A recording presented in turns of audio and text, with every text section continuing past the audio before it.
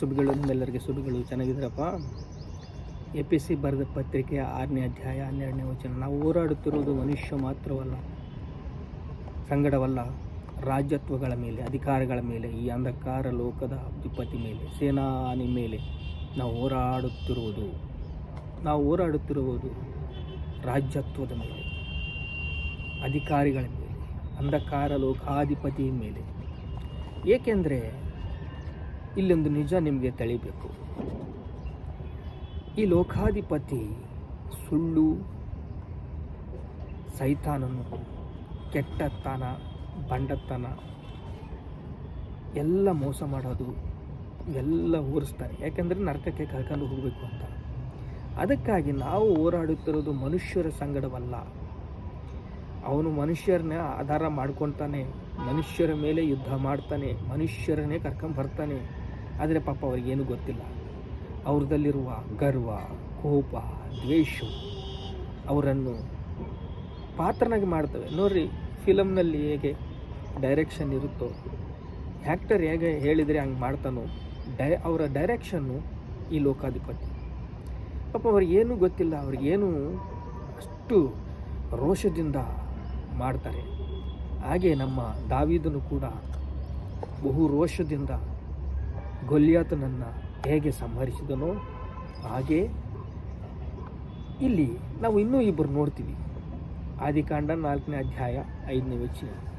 ಹೇಬೇಲನು ಕಾಣಿಕೆ ಮೆಚ್ಚಿದನು, ಆದರೆ ಕಯ್ಯೂನನ ಕಾಣಿಕೆ ಮೆಚ್ಚಲಿಲ್ಲ.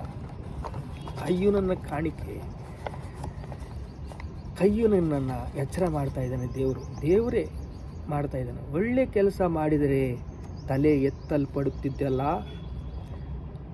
ಪಾಪವನ್ನ ಬಾಗಿಲದಲ್ಲಿ ನಿಂತಿದೆ, ಅಂದರೆ ನಿನ್ನ ಹೃದಯದ ಹತ್ತಿರ ನಿಂತ ಇದೆ.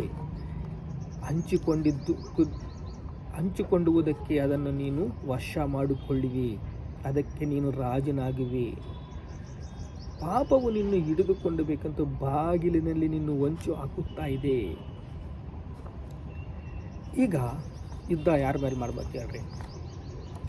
ನಾವು ಹೋರಾಡುತ್ತಿರೋದು ಮನುಷ್ಯರು ಮಾತ್ರ ಅಲ್ಲ,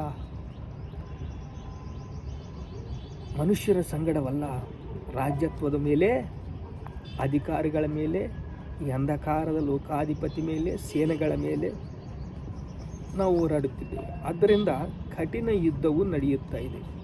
ವೈರಿಗಳು ಎದುರಿಸುವುದಕ್ಕೆ ನಾವು ಶಕ್ತರಾಗಿರಬೇಕು. ಆದರೆ 2ನೇ ಕೊರಿಂಥಿ 10ನೇ ಅಧ್ಯಾಯ 4ನೇ ವಚನ. ನಾವು ಉಪಯೋಗಿಸುವ ಆಯುಧಗಳು ಲೋಕ ಸಂಬಂಧವಾದದ್ದು ಆಯುಧಗಳಲ್ಲ. ಅವು ದೇವರ ಎಣಿಕೆಯಲ್ಲಿ ಬಲವಾಗಿದ್ದು ಕೋಟೆಗಳನ್ನು ಕೆಡುವಂಥ ಆಗಿವೆ.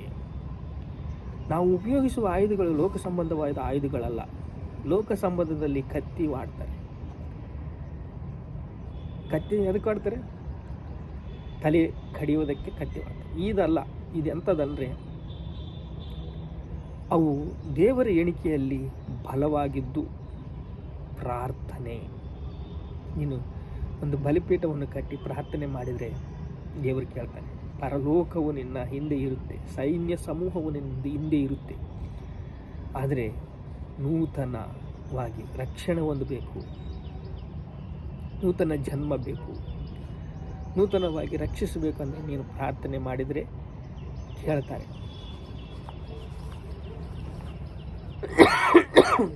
ಸಮಾಧಾನ ವಾರ್ತೆ ಸಿದ್ಧೆ, ರಕ್ಷಣೆ ಎಂಬ ಶಿರಸ್ತ್ರಾಣವು, ಕೆಡುಕಿನ ಅಗ್ನಿಬಾಣುಗಳನ್ನು, ಸರ್ವಾಯುಧಗಳನ್ನು ತೆಗೆದುಕೊಳ್ಳಿರಿ. ಸತ್ಯವೆಂಬ ನಡಿಕಟ್ಟು, ನೀತಿ ಎಂಬ ವಜ್ರ ಕವಚ, ಜಯಶಾಲಿಗೆ ನಿಲ್ಲುವುದಕ್ಕೆ ಶಕ್ತರಾಗಿರಬೇಕು. ನಾವು ಹೋರಾಡುತ್ತಿರುವುದು ಮನುಷ್ಯರು ಮಾತ್ರ ಸಂಗಡವಲ್ಲ, ರಾಜ್ಯತ್ವದ ಮೇಲೆ, ಅಧಿಕಾರಿಗಳ ಮೇಲೆ, ಅಂಧಕಾರ ಲೋಕಾಧಿಪತಿ, ದೆವ್ವಗಳ ಸೇನಾಧಿಪತಿ ಮೇಲೆ ನಾವು ಹೋರಾಡುತ್ತಿದ್ದೇವೆ. ಆದ್ದರಿಂದ ಕಠಿಣ ಯುದ್ಧವು ನಡೆಯುತ್ತಾ ಇದೆ. ನಾವು ಮನುಷ್ಯರು